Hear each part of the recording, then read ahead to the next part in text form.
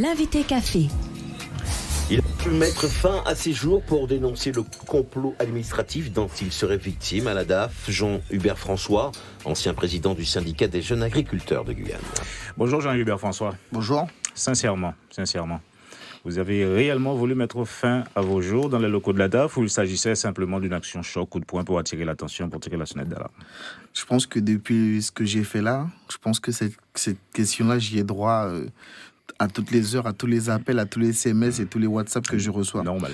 Ce que je dis franchement, et c'est ce que je dis à tout le monde et je le répète, c'est que je n'étais pas venu pour ça. Je n'étais pas venu pour ça, mais je savais que, en tous les cas, aujourd'hui, il allait se passer quelque chose. Mais sans vous mentir, quand je suis rentré dans le bureau, donc, et j'ai vu... Vous n'étiez pas venu pour mettre fin à vos jours. Je n'étais pas venu pour ça. Voilà qui est clair. Vous étiez venu tout de même pour une action ce jour-là. J'étais venu pour une action. Au vu de comment on m'a reçu pour la énième fois, je sais pas, vous savez... C'est le geste du ras-le-bol, voilà, celui du pot de terre contre le pot de fer. Voilà. On sent qu'à un moment, voilà, c'est exactement ça. À un moment, on sent que si on fait pas quelque chose, rien ne va bouger. Et je vais pas vous mentir, je me suis surpris moi-même à avoir cette chaîne autour du cou, de l'attacher. Mais je vais pas vous mentir, je vous dis la vérité, c'est des choses qui vont extrêmement vite. C'est des choses qui vont extrêmement vite. Je pense pas que ça soit moi, que ça soit quelqu'un d'autre. Je ne pense pas qu'il serait venu pour ça. Mais vous êtes dans un enchaînement. Vous voyez qu'on vous prend pas au sérieux, on rigole. Voilà, vous mettez la chaîne autour de votre cou, vous vous attachez à la barricade. Et puis, voilà, vous êtes dans un enchaînement. Dire que j'étais venu pour ça, non. Dire, est-ce que je l'aurais fait ? Heureusement que la situation s'est débloquée. Mais en tous les cas, j'étais dans ma bulle. Sans mentir, j'étais dans ma bulle. Il aurait pu se passer n'importe quoi, même si à la base, je n'étais pas venu pour ça. Fabrice Craig. Quelles étaient vos demandes précisément ? Moi, ma demande précise, elle était simple. Elle était que j'avais deux dossiers en souffrance. Le premier dossier date de 2016 avec, sans rentrer dans les détails, mais un truc qu'on appelle une déchéance de DJA, c'est-à-dire on vous demande un remboursement de l'argent qu'on vous avez avancé si vous n'aviez pas pu mettre tout en œuvre. Tout en sachant que moi, j'avais demandé ce qu'on appelle une demande d'avenant, ça veut dire une prolongation pour que je puisse terminer, en gros, ma porcherie, qui m'avait été refusée à l'époque. Donc, j'ai demandé cette demande à refuser. Puis j'ai un dossier que j'avais déposé en 2017 pour une demande de subvention. Pas grand-chose, hein. C'était une achat d'une débroussailleuse avec de la déforestation, un truc classique que des agriculteurs demandent. Et j'ai remarqué que entre le premier dossier qui avait été traité de manière, j'ai envie de dire, sans plus de commentaires, et le deuxième dossier que, de manière flagrante, j'ai compris qu'il était sous le coude.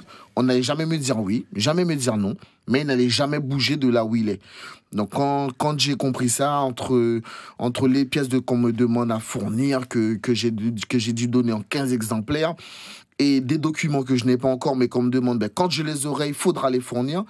Mais ce que je veux dire là vraiment, ça m'est arrivé à moi, mais c'est une situation récurrente chez les agriculteurs avec l'administration. Et depuis, les choses se sont débloquées, vous dites, pour vous ? De toute façon, obligatoirement, les choses se sont débloquées. Moi, il y a une réunion qui avait été tenue rapidement. Il y avait Jean-Yves Tarcy, le nouveau président des jeunes agriculteurs, Jerry Lusbeck. Également, mon maire de Montigny, que je remercie par l'occasion, qui était venu, M. Lecamp. Ils ont débloqué la situation. Une commission sera programmée, alors pas spécialement François Jean-Hubert, une commission avec 2 dossiers d'agriculteurs. Mais j'ai reçu dans la foulée beaucoup d'appels d'agriculteurs qui me disent, Jean-Hubert, on est dans la même situation.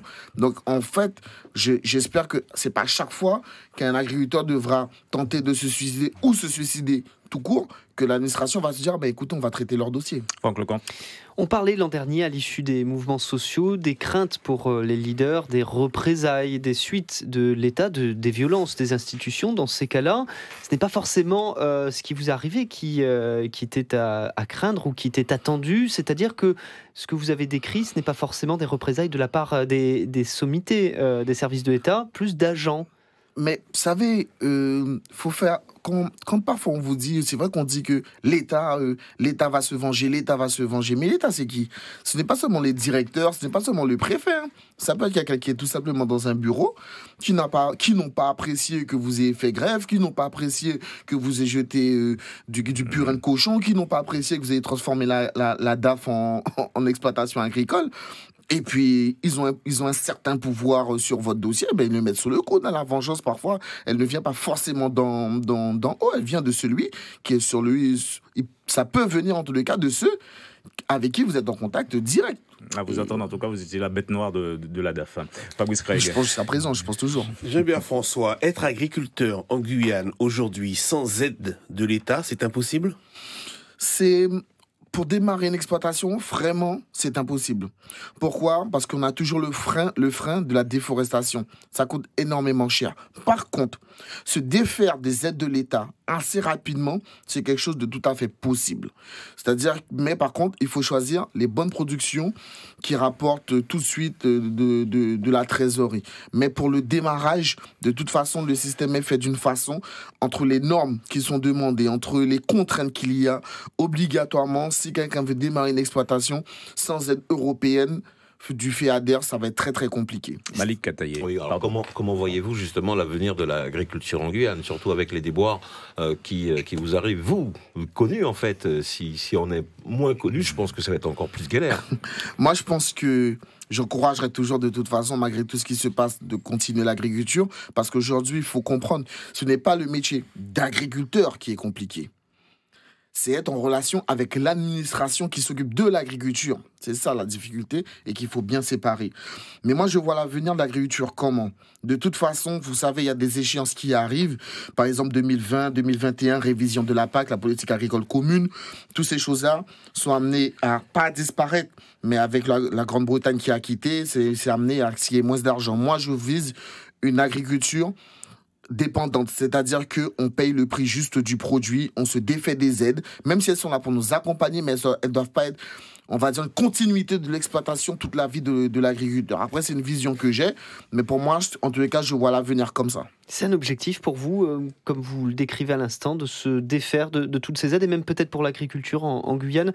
Comme vous l'avez dit, on doit démarrer avec des aides, mais par contre, après, ce n'est pas un objectif à long terme de rester avec ces aides ? Non, pour moi, et il faut démarrer avec, mais tôt ou tard, une exploitation doit s'en défaire. Et s'en défaire, ça ne veut pas dire comme si ne plus demander aucune aide, mais ça veut dire que l'exploitation ne doit pas être dépendante d'une potentielle aide qui doit venir. Mais les aides, faut comprendre, parfois, c'est juste parfois une porcherie, un poulailler, voilà. Mais pas qu'elle n'accompagne l'exploitation en permanence. En tout cas, c'est un objectif que moi, je me dis qu'il faudrait qu'on atteigne en Guyane pour pas se retrouver forcément comme nos collègues de métropole où les aides on sont tellement imbriqués dans les prix des produits qu'en fait, que sans aide, ils n'arrivent pas à toucher le prix juste pour un produit. Et moi, je pense qu'il ne faut pas qu'on arrive là en Guyane. Vous n'êtes plus président du syndicat des jeunes agriculteurs, que s'est-il passé ? Qu'est-ce qui s'est passé ? Rien du tout. Je suis une assemblée générale.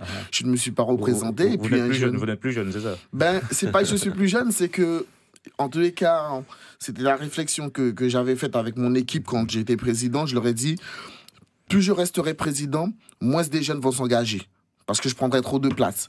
Donc j'ai préféré, pendant 2 ans, accompagner une équipe de jeunes avec moi. Et je leur ai dit, les gars, c'est votre avenir, prenez la relève. Donc voilà, à un moment, il faut savoir se retirer et laisser la place à la jeunesse. Et c'est ce que j'ai fait. Et cela vous laisse du temps, du coup, pour la campagne, pour la Chambre d'agriculture. La campagne est encore loin. Mais bon, en tous les cas, c'était un objectif. Non, mais clairement, de toute façon, je l'avais déjà dit. Après, j'en parle pas tous les 4 matins parce qu'il faut dire aussi, on est en discussion avec d'autres personnes. Ce sera pas peut-être forcément moi à la tête de liste ou peut-être ce sera moi. Donc, on sait pas. Pour l'instant, en tous les cas, c'est vrai qu'il y a la campagne de Chambre d'agriculture qui arrive, mais la priorité pour moi aujourd'hui, c'est d'accompagner cette nouvelle équipe des jeunes agriculteurs. Et puis également, on a commencé des tournées. On était du côté de Mana avec Jean-Yves Tarcy et Jerry, avec le maire pour faire des discussions. On va aller du côté de Cacao avec les agriculteurs. Voilà. Pour l'instant, on va dire on est dans une tournée d'information sur les droits et les devoirs des agriculteurs pour pouvoir les accompagner au mieux. Jean-Hubert François en pleine forme et qui visiblement a retrouvé le moral.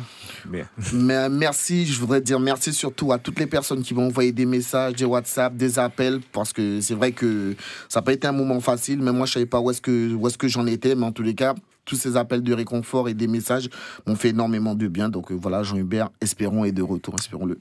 Passez une bonne journée. Merci à vous. L'invité café.